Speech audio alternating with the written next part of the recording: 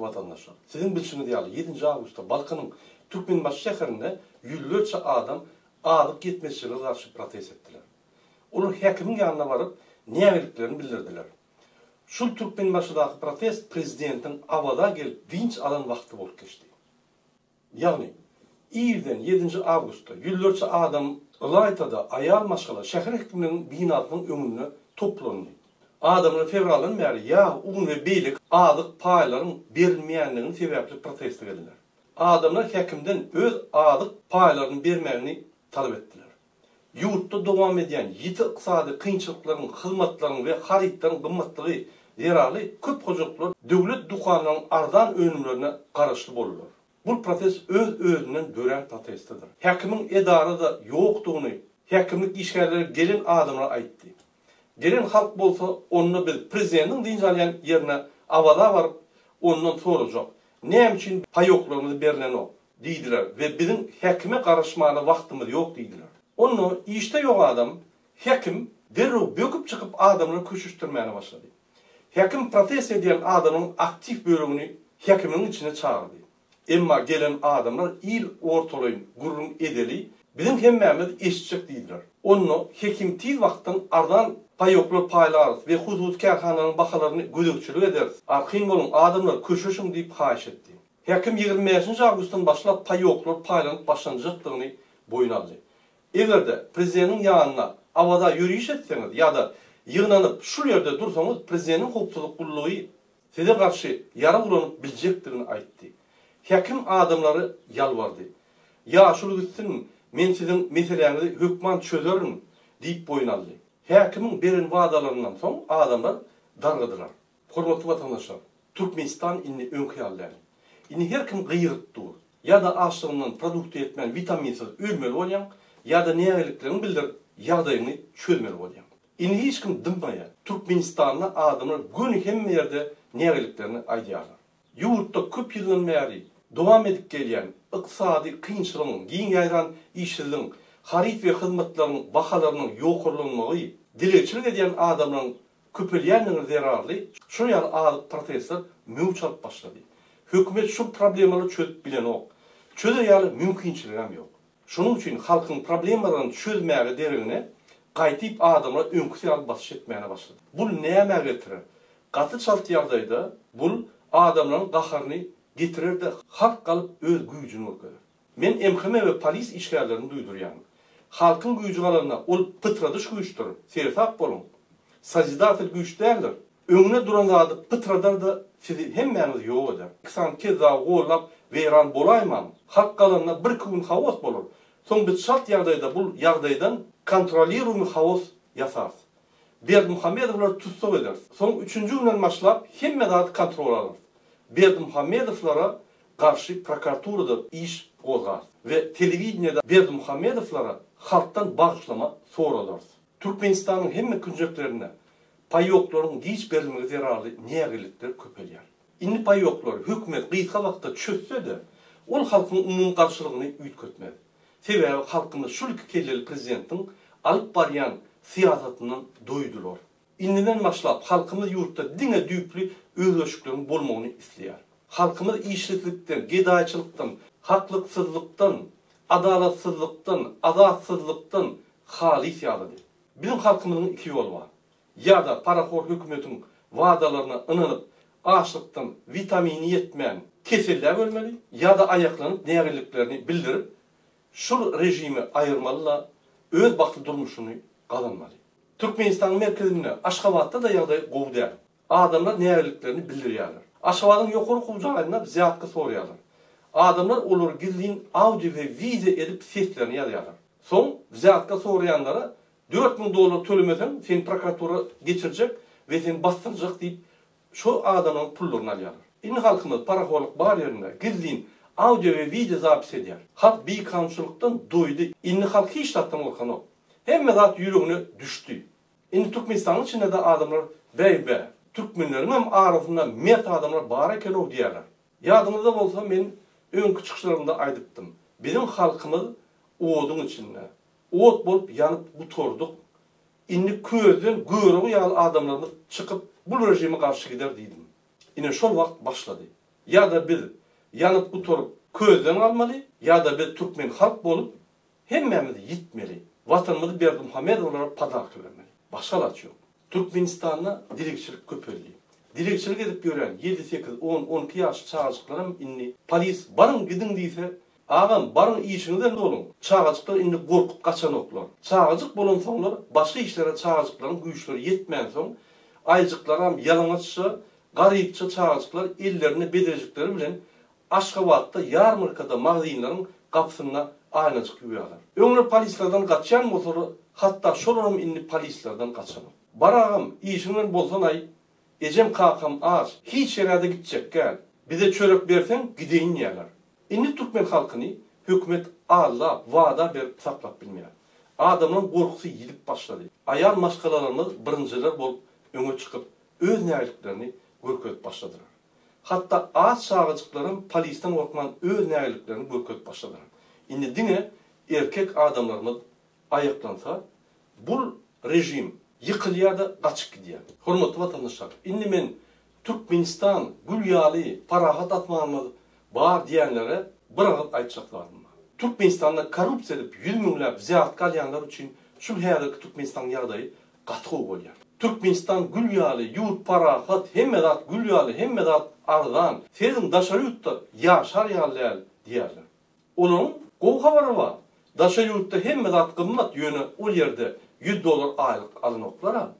Türkmenistan'dan qiyaly parahatly hukuk bolýan organyň tarapyndan adamyň haklaryny bozup, azatlyklaryny kemsedip saklanylýar. Halkymyza kellesini galdyrmaz ýaly batışlar edip saklanylýar. Seher urlasaň ýa-da hatda nasatsaň basylýar. Gorkyň, basyşyň üstünden parahatlyk saklanylýar. Hani şu ýaly parahatlyk başga döwletde saklanylýarmy? Ýok. Diňe demirgal Koreýa bilen Türkmenistanda saklanylýar. Egerde korrupsiýonерler $100 halka tölese, şonu gul edip öňde işletip bolýar. Korrupsiýonерlerde ykysady ýa-da başga bir ul problema ýok. Olaryň öýlerine pullar doly, müňläp ziýat galyp öýlerini pullardan doldurdular. Olaryň problemasy ýok. Egerde korrupsiýa edenler ýa-da şunkuna korrupsiýa edýänler bir kanşul etseler, ony pul berip derrew çödýärler. Umuman Berdimuhammedow rejiminiň gurun sistemasy diňe paraxorluk üçin edilen we diňe şolaryň behwidi üçin işleýär. Ýöne sada halk nädip şu paraxor sistemada ýaşamaly? Sada halk hökümetden müňläp dolarlar oğurlamady. Oğurlama bilen o. Halkın esas bölümünde müňläp öýlerine dolarlar ýok. Olar karzdan karza, bergiden berge ýaşaýarlar. Egerde döwletimizde giň aýran işledip bolsa, hemmeleri iş bolmasa, işleten alyan aýlygyň $50'dan $150 çelli bolsa, aylyk alyan adamlar öz alyan aýlygyna nädip maşgalatyny etmeli? Şuň kunda näme üçin Afrika ýurtlarynda ýaşaýan halklaryň ýagdaýy soňky 30 ýylda gowulandy. Bizinki näme üçin gowulaşany? Afrikada 30 ýyl mundan olan aylyk $20 bolýan bolsa, häzir Afrikada aylyk ortaça $250'dan $500 arasynda. Bizinki bolsa şu öňkülük 32 ýyldan öňem ýanky $100, häzirim ortaça aýlygymyz $100. 32 ýylda biz ösmedik. Şonu belläp geçecek bolýan. 32 ýyllap halkyň baýlygyny, ýagny milliardlap gazy newitimizde diktatorlar satdy. Öýlerine köşkler, şäherleri gurdular. Öýleri milliarder boldular. Doğan arnaşlary millioner boldular. Doğan arnaşlaryň çağalary millioner boldular. Doğan arnaşlaryň sagatlary $1.000.000'dan bar. Biz bolsa şol $100 aylyk alýar.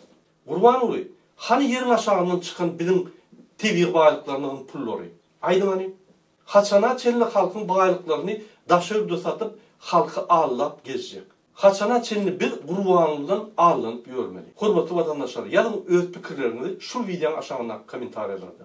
Biz döwlet bolup, bar gazananda adymyz bir paraxor, ahyrpyna şermenine, narkoman, kezawy arkada etdik. Bize moňa ýol berdik. İmtim oturduk. Ol arkada kezzap kimin arkada? Ol kezzap arkada diňe öz tuk. Siz näme pikir edýärsiňiz? Ýazgyň kommentariýada. Bize sizin pikiriniz gaty wajyp. Inni Gurbanly diýilen kezzap arkada öz ogluny getirip, ona prezident edip, ine şul sizin arkada serdaryňyz diýip, iki bol kezzapçylyk edýär.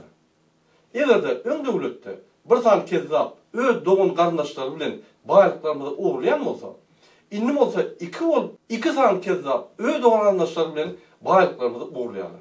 Serdarın gayin tarafı, kürükünleri de giyen arayalı baylıklarımızı uğurlayanlar. Hürmetli vatandaşlar, bizim halkımızın hal yağdayı şol önküsü yalı. İş gözlemeli, alyan ailenin sana yeten ok, produkt almak için dandan uçutta durmalı, konvertasyon yok, bilim yok, ötüş yok, hiç mümkünçilikler yok. Hem medat yıkılıp yatır, halkın konstitusyon hakları azallı, halk öz hakkını korap bilen ok, yurtta azatlıklar azallı, hatta Türkmenistan'ın içindeki 32 yıllar devam ediyen problemalardan daşına kaçıp gidip bolan. Pasport ve viza almak kıyın. Zagran pasportunu almak için görgü. Türkiye viza alacak bolson $1,500 çelip ziyaretka vermeli. Türkmenistan'dan halkı teker dağıt için basış edip korkuyalar. Nazattan, aptekten derman alsan 5 yıl batıyorlar. Umuman, iki keleli prezident Atalıoğlu Kezzab'ın alıp barayan siyasatı derarlı Türkmenistan, Türkmen halkı için türmeye örülü. Bizim çağrımızın bak durmuş için biz kulçuluktan vereceğimiz dörüdün türmesinden çıkmalı. Onun için hürmetli vatandaşlar, biz Atalıoğlu İksan Kezzab halk düğünlüklerini tutsak etmeli. Türkmenistan'dan yeni bir haber geldi. Türkmenistan'da vayenliler iş taşlayış edip başladılar.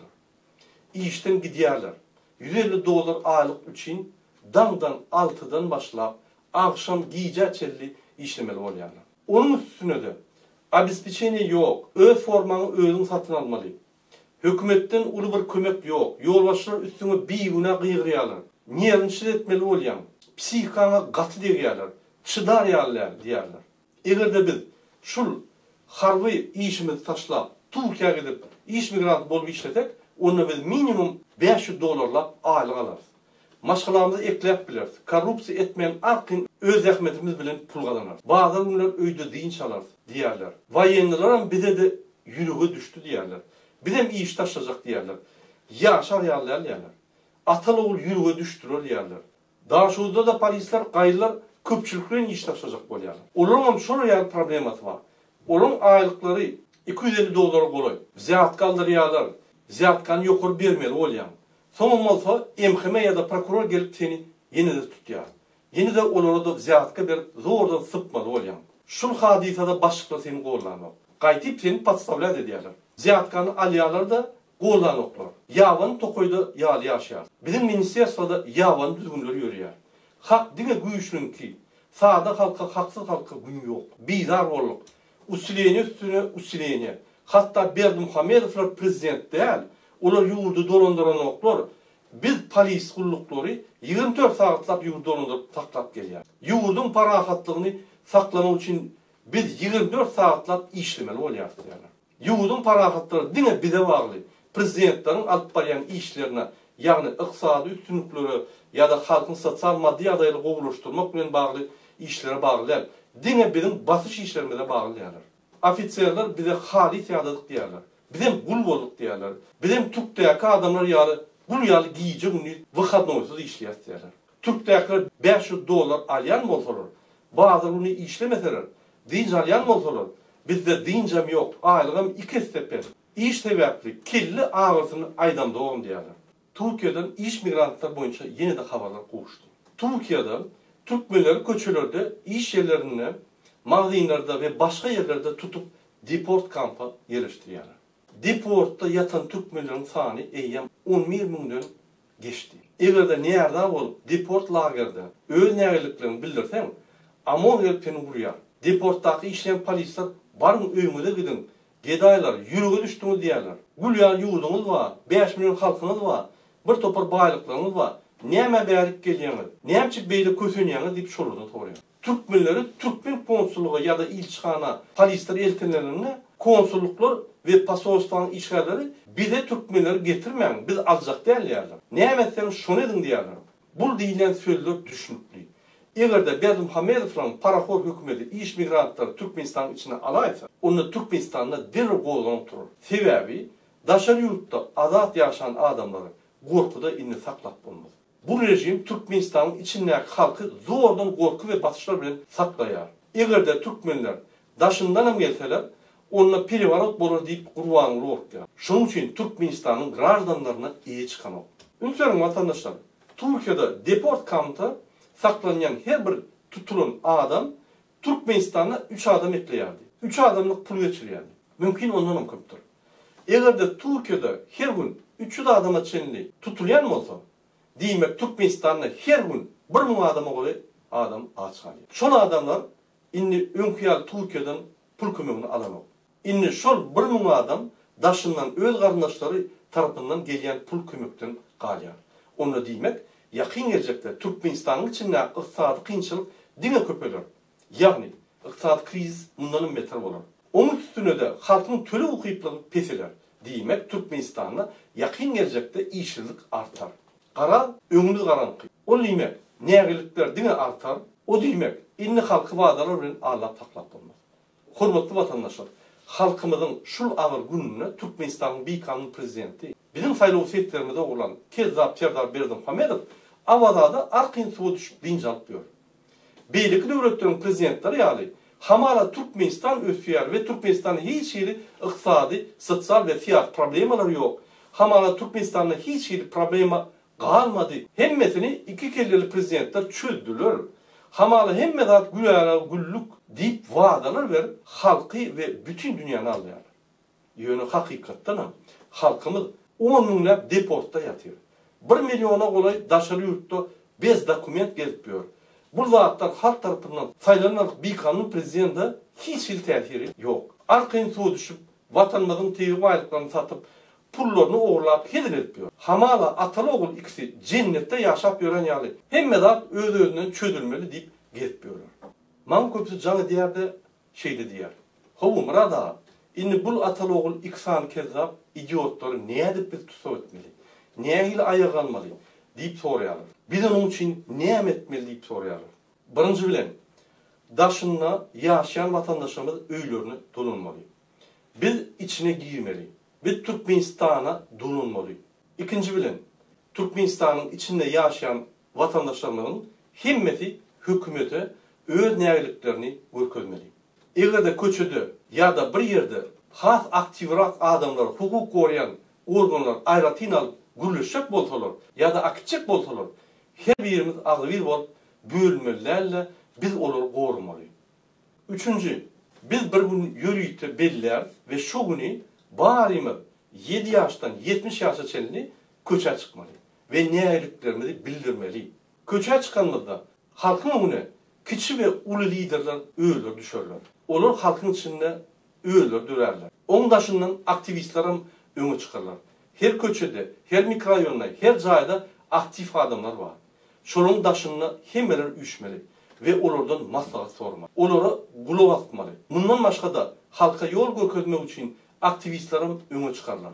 Bizim hemmemiz koşkununa varmalı ve şol yerden kayıtmalı değil. Hemmemiz neticeni kazanayın çağımız. Dakansa koşkununa durmalı. Kurbanı ulen serdarı tutsak edip şol yere getiriyen çaylar şol yerden hiç kim pıtlamalılar. Sizin nakarınızdan, sizin suğunuzdan şol yere ilterler. Hemme hükümette işleyen doğun anlaşılmada polis, amon, MHM, prokuraturada işleyen kardeşlerimize aydım. Biz halk bolup çıkıyaz. Bize karşı gitmeyenler, halkın tarafına geçinler ya da şolar şu günü işe gelmesinler deyip aydım şolar. Eğer de vayen ofisiyer kardeşimiz bağ olsa, koşunları, yararları, tankları bilen köşke gelsinler de halkı korusunlar. Öz kahramanlıklarını görkezsinler. Hakiki ofisiyer sözüne ev olsunlar. Biz baran son birleşip azir olup iki kelleli bir kanun prezidentler tutsak ederiz. Televizorda bütün dünya görkezler. Türkmen halkının kahramanlığını ve azvirdiğini biz dünyada öz hakiki ornumuzu tutarız. Hemme halklar önküseyalı üstümüzden gülmezde, bizi kucaklarlardı, bize ulu hormatları koyuyorlar. Bize kahraman halk diyorlar. Berdimuhamedovları tutan son yürüyte ulu dernek komisyasını dörüdür ve Berdimuhamedovların cinayet işlerini dernek ederiz. Şol günden başlap hemmemiz azat boluruz. Şol günden başlap köpten beri gerekli özgürlükler başlar ve Türkmenistan bilen halkın ümüdüş ötüşü başlar. Şol ötüşler her vakt devam eder. Biz halkımız bilen gülüşýär. Halkın içinde ören köp kahramanlar var. Onları köçelerde köşkün gününe siz görürsünüz. Hormatly vatandaşlar, goşunun bize halkın güýjü gerek. Bize sizden hemme kömekler gerek. Haysi kömekler gerektiğini men hemme gepleşiklerde aytıp geçelim. İnik gepleşikleri çelli hoş sağ olun.